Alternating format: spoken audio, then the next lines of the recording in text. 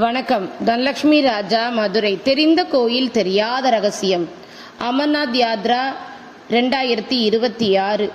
100 பணியும் சேவையை முடித்துவிட்டு என்ன செய்யலாம் என்று யோசித்துக் கொண்டிருக்கும் பொழுது உண்மையிலேயே கடவுள் கொடுத்த ஒரு பெரிய பம்பர் டிக்கெட்னா சொல்வார், கோல்டன் டிக்கெட் எனக்கு கிடைச்சது அமர்நாத் யாத்ரா.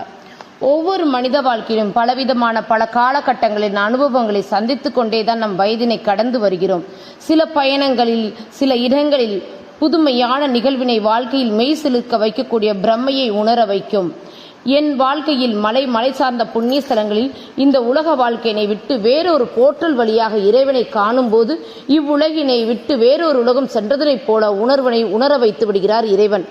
இங்கு வாழ்நாட்களில் நம் எத்தனை நாட்கள் வாழ்கிறோம் என்பதனை விட வாழ்நாளில் உனக்காக எத்தனை நாட்கள் வாழ்ந்தாய் என்ற கேள்விக்கான விடையை தேடிய போது இறைவனை வாழ்ந்த உணர்வுகளை சில பயணங்கள் உணர்த்தி உனக்குள் மெய்சிரிக்க வைத்து பிறவி கடனை தீர்த்து வைக்கும் என்பதும் புனித யாத்திரைகள் பிறவி இல்லா பெரும் பயனை அடைவதற்கான ஒரே வழி என முன்னோர்களும் வேத ரிஷிகளும் முனிவர்களும் வழிகாட்டி சென்றுள்ளார்கள்.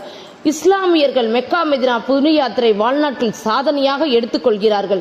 இந்துக்களாகிய நாம் காசி, சார்நாத், கைலாயம், அமர்நாத் போன்ற புண்ணிய ஸ்தலங்களில் செல்வதும் நமது வாழ்க்கையில் பெரிய சாதனையாக எடுத்துக்கொண்டு இப்பயணங்களில் இறை பயணங்களில் யாத்திரைகளாக அமைத்துக் கொள்கிறார்கள்.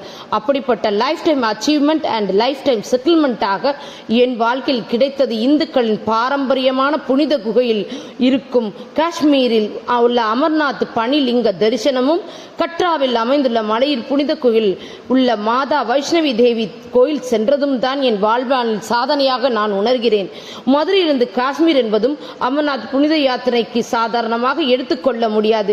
என் குடும்பத்தினர் 12 நாட்கள் பயணத்தை முடித்து வந்தால் உங்களுக்கு வரவில்லை என்றால் சிவனுக்கு என்று காமெடியாக சொல்லிவிட்டு தான் கிளம்பினேன்.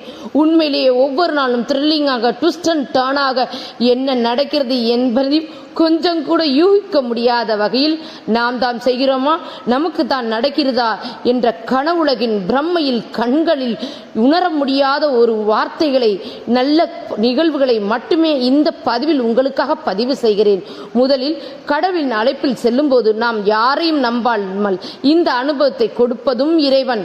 இதன் story, editor, screen play, director எல்லாமே இறைவனாகவும் இந்த அமர்நாத் ஜியாக மட்டுமே கருதுகிறேன். பாபா பர்ஃபானி கூஃபா மகாதேவிக்கு ஜே என்ற வாசகமும் இன்னும் என் காதில் ஒலித்துக் கொண்டே இருக்கும். வெள்ளியங்கிரி அன்னதான சேவையினை முடித்துவிட்டு சென்னை குழுவினர் மூலமாக அமர்நாத் செல்வதற்கான வாய்ப்பினை சாதாரணமாக எடுத்துக்கொள்ள முடியாது. என்னுடன் இந்த இறைவன்